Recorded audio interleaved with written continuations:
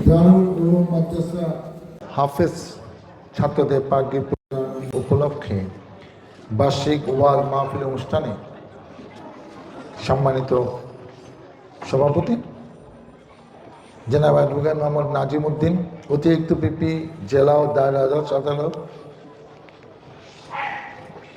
তার আর একটা পরিচয় আছে আমার কাছে। আমরা যে 17 বছর মামলা টামলা হামলা টামলা এগুলা নিয়ে কোর্টে বারান্দায় হাজার হাজার দিন ছিলাম, জামিনের অপেক্ষায় বসেছিলাম যে মামলার গতি কোন দিকে যায়। আমার ব্যক্তিগত লয়ার যে 17 বছর সাহসের সাথে, দক্ষতার সাথে, আন্তরিকতার সাথে একটা কঠিন দায়িত্ব পালন করেছেন। আমার কাছে এর চেয়ে বড় পরিচয় এই পিপিটিপি আমার কাছে কোনো পরিচয় না। পরিচয় হলো সে আমার লয়ার ছিল। তে উপস্থিত রাজনৈতিক দলের নেতৃবৃন্দ, সামাজিক ব্যক্তিবর্গ, শওকত ভাইয়ের মতো লোকেরা এইটার সাথে সংশ্লিষ্ট আছেন, আজকে এখানে উপস্থিত হয়েছেন।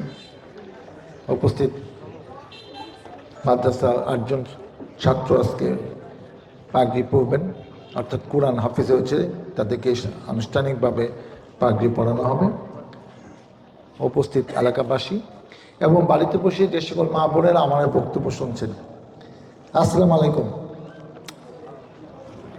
পাগড়ি প্রদান অনুষ্ঠান আমরা জানি যে এটা যারা কোরআন হাফেজ, পুরো কোরআন শরীফ যাদের মুখস্থ, তাদের আনুষ্ঠানিকভাবে স্বীকৃতি প্রদানের একটি অনুষ্ঠান। কিন্তু এটা কেন এই মুখস্থ কোরআন করতে হইল সেটা কিন্তু আবার ছোট্ট ইতিহাস আছে, সেটা আমি আপনাদের সামনে একটু পেশ করতে চাই কয়েক মিনিটে। আপনারা অনেকে হয়তো জানেন কিনা যে একসময় স্পেন, যেটি এখন খ্রিস্টান রাষ্ট্র, 710 থেকে 1492 এটা মুসলিম রাষ্ট্র ছিল অনেক বছর। যাই হোক, নানা কারণে সেটা মুসলিম রাষ্ট্র নাই। আমাদের প্রিয় নবী হযরত মুহাম্মদ সাল্লাল্লাহু আলাইহি ওয়াসাল্লাম এবং আরও অন্য নবী রাসূলরা এই ইসলাম প্রচারে যে অমানসিক কষ্ট করেছে, আজকে অনেক অত্যাচার, আমরা যেরকম 17 বছর একটা জালিমের আওতায় থেকে যুদ্ধ করে পালিয়ে পালিয়ে অনেক কিছু মোকাবেলা করে আজকে এখানে এসেছি, এই ইসলামও কিন্তু হাঁটি হাঁটি পা পা করে অনেক শহীদের রক্তের বিনিময়ে, অনেক কষ্ট জুলুমে অত্যাচারের পরে কিন্তু আজকে ইসলাম এই জায়গায় এসছে। এবং দেখেন, অনেক সভ্য দেশে, আমেরিকার মতো দেশে, যেখানে অনেক আগে 1, 2, 3টা মসজিদ ছিল, এখন শত শত মসজিদ, এবং হচ্ছে তো হচ্ছে। ইউরোপে গিয়ে দেখেন, যারা আপনি তাবলিগে কিংবা অন্য কোনো কারণে দেশের বাইরে গিয়েছেন, তারা খেয়াল করবেন যে ওইসব দেশে কিন্তু মানে বছর বছর কিন্তু ওখানে মসজিদ হচ্ছে। মসজিদ হওয়া মানে মুসলমানের সংখ্যা বেড়েছে, খালি উত্তরাধিকার সূত্রে বেড়েছে না, অনেক খ্রিস্টান মুসলমান হচ্ছে, সেই কারণে মসজিদগুলো হচ্ছে। অনেক আগে, আমি ধরেন 1000 বছর আগে, ধরেন আরও আগে কাহিনী বলছি, যখন ইসলাম কোনো জায়গায় প্রচারণা চালাচ্ছে, খ্রিস্টানরা মুসলমান হচ্ছে, তখন খ্রিস্টানদের মাথায় ঢুকলো যে এখনও যদি ইসলামকে বাধা দেওয়া না হয় তাহলে তো এই দেশ একসময় মুসলিম দেশ হয়ে যাবে। প্রথম মসজিদ টসজিদ করতে গেলে সরকারিভাবে বাধা দিত, পারমিশন দিত না, এবং নানা রকম ভয়ভীতি দেখানো হতো। তারপর আপনি শুক্রবার দিন নামাজ পড়বেন, কিছু খ্রিস্টান লোককে ঠিক করা হইতো যে আচ্ছা স্যান্ডেল চুরি করে নিয়ে যাবে কেন 5 জনা 10 জনা। এখন আপনি যত কথাই বলেন, কোনো একজন মুসল্লি সে যদি দেখে যে শুক্রবারে নামাজ পড়তে গেলে তার জুতা নিয়ে যায়, তার স্যান্ডেল নিয়ে যায়, সবাই ইমান কিন্তু অনেক শক্ত না, সবাই কিন্তু খুব শক্ত মনের মানুষও থাকে না।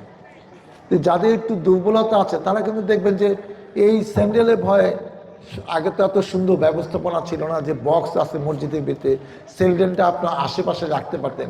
আগে একসময় স্যান্ডেল সব বাইরেই থাকতো, ওই অত উন্নত সিস্টেম ছিল না। তো এইসব চক্রান্ত হইতো। তারপর আপনি কোরআন শরীফ তো পড়ার লেগে লাগবে, তো ওই খ্রিস্টান দেশে আপনি কোরআন শরীফ ছাপাবেন কোথায়? তখন কি সব মুসলিমরা ধনবান ছিল, তাদেরকে প্রেস ছিল, তো অনেক সময় অন্যদের প্রেস থেকে সেই সব ছাপাইতো। তারা সেখানে শর্ত দিত যে না, তুমি 100 অর্ডার দিচ্ছ, তোমার দেওয়া হইব 5টা, প্রতি মাসে 5টা করে দেওয়া হবে। কোথাও কোথাও কোরআন শরীফ পুড়িয়ে ফেলছে, এরকম ঘটনা আমরা জানি। কিছুদিন আগেও তো হয়েছে অনেক দেশে। তো এইসব করতে করতে যখন দেখলো যে এটা নিয়ে একটা চক্রান্ত হচ্ছে, কোরআন শরীফ পাওয়া যাচ্ছে না, কোরআন শরীফ পুড়িয়ে ফেলে, কোরআন শরীফ অন্য দেশ থেকে আনতে গেলে পোস্টালে আটকায় যে না এই কোরআন শরীফ ওই মসজিদে যাবে না, তখন ওই সময় যারা আলেম ছিল, ওই সময় যারা ইসলাম প্রচারে দায়িত্বশীল ছিল, তারা সিদ্ধান্ত নিলেন যে ঠিক আছে, বুদ্ধি একটা বাই করা দরকার। তারা তখন চিন্তা করলো যে এই কোরআন মুখস্থ করতে কয় বছর লাগবে, আমরা বাচ্চাদের নিজেরা আমরা এখন থেকে মুখস্থ করা শুরু করব। এবং এই যে যখন মুখস্থ করা শুরু করে হাফেজ দেওয়া শুরু হলো, এরপরে আর কোরআন নিয়ে কোনো চক্রান্ত হয় না। তখন আবার কোরআন সব জায়গায়, কোরআন শরীফ পবিত্র গ্রন্থ, সেটা কিন্তু সব জায়গায় পাওয়া যায়। আজকে আমার ধারণা পৃথিবীর সবচেয়ে বেশি হাফিজ এই বাংলাদেশে আছে। যদিও ইন্দোনেশিয়া অনেক বড় দেশ, আমার যতটুকু মনে পড়ে 26 কোটি মানুষের দেশ, মুসলিম দেশে যে ইন্দোনেশিয়া। ইন্দোনেশিয়া একটা খুব ভালো নিয়ম সরকারিভাবে যেটা করেছে, আমার কাছে খুব ভালো লাগে, যে ওই দেশে আমরা হজে গিয়া এটা লক্ষ্য করেছি, সব ইয়াং হাজিরা ইন্দোনেশিয়া। পরে ওদের সাথে কথা বলে জানতে পারলাম ইন্দোনেশিয়ার সরকারি নিয়ম হলো যে আপনি হজ না করলে বিয়ে করতে পারবেন না, বিয়ে করার আগে আপনার হজ করতেই হবে।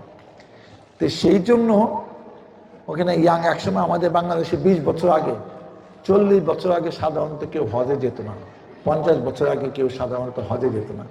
আজকাল কিন্তু ইয়াং ছেলে মেয়েরা কিন্তু হজে যাচ্ছে প্রতি বছর, আমরা দেখছি। যে কথা বলছিলাম, তো সেই চক্রান্ত মোকাবেলা করতে গিয়া এই পবিত্র কোরআন শরীফ মুখস্থ শুরু হলো, এবং এইটা সারা বাংলাদেশে সব জায়গায় এই হাফিজিয়া মাদ্রাসাগুলোতে কিন্তু এগুলা অব্যাহতভাবে চলছে। আজকে এখানে একজনকে পাগড়ি পরানো মানে আনুষ্ঠানিকভাবে স্বীকৃতি দেওয়া যে তুমি এটা পারো, তুমি মুখস্থ করেছো এবং তোমাকে এটা স্বীকৃতি দেওয়া হলো। তবে আমি এরকম অনেকের সাথে আলাপ করে শুনেছি, এটা চর্চা না করলে তোমার কিন্তু এই মুখস্থ বেশি দিন থাকবে না, তাকে কিন্তু কাজে লাগাতে হবে, সুযোগ দিতে হবে, তাইলে এটা সারা জীবনই তা মনে থাকবে।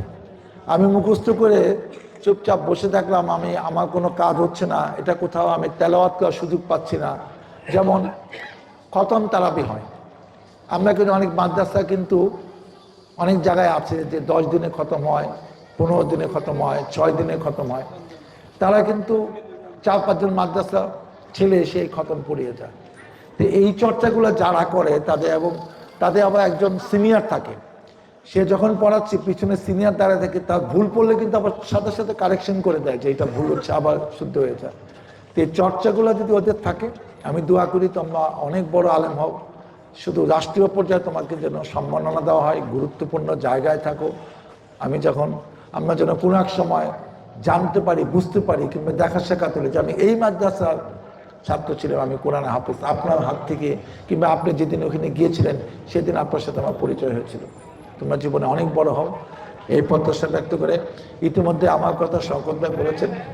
আমি বুদ্ধিকে জিজ্ঞেস করলাম, আচ্ছা আমি সেই 96 সালে দেখছি শওকত ভাই সামাজিক কাজে ব্যস্ত আছেন, আজকে এই 29 বছর পরে দেখি উনি একই হালে আছে, ওনার বয়স কত?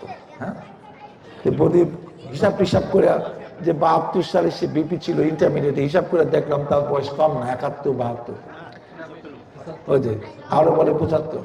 আমাকে আমাদের বয়সে এখন 64-65, তাই আমার কাছে মনে হয় যে আর কতদিন বাঁচবো, আল্লাহ কতদিন হায়াত রাখছে জানি না।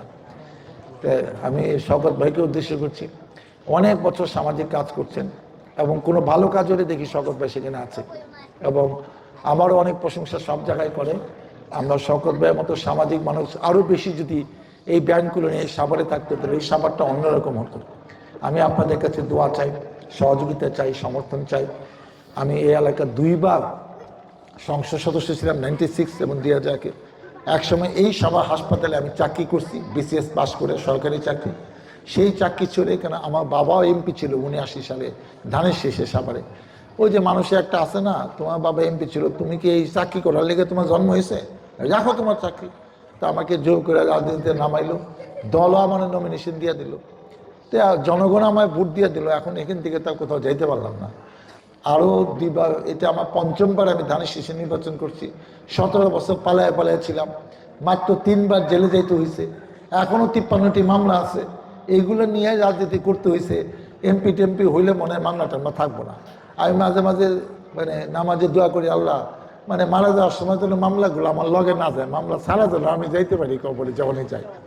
আপনারা আমার জন্য দোয়া করেন যেন আপনাদের ভোটে এই এলাকা সংসদ সদস্য হয়ে আপনাদের পাশে, আপনাদের কল্যাণে, এই মাদ্রাসার কল্যাণে আমি যেন ভূমিকা রাখতে পারি। মহান আল্লাহ তাআলা আমাকে যেন সেই তৌফিক দেয়। শওকত ভাই বলছে যে আপনার কাছে আমার একটু নজর চাই। ইলেকশনের পরে কিন্তু অনেক দেখেন, আমি শওকত ভাইকে জিজ্ঞাসা, শওকত ভাই আমার কিছু একটা দিতে ইচ্ছা করতেছে, আমি কি দিতে পারবো কি পারবো না, তা তো কিছু কর না। আপনি আমার যে একটা কথা দিয়ে গেলেন, আমি ব্যক্তিগতভাবে 25,000 টাকা নগদ অনুদান দিয়ে যাচ্ছি। আপনারা দোয়া করেন, ভাগ্যে থাকলে আপনাদের পাশে, আপনাদের সাথে আমি আছি। বাকি কথা সময় মতো বলবো। আমাদের নামাজ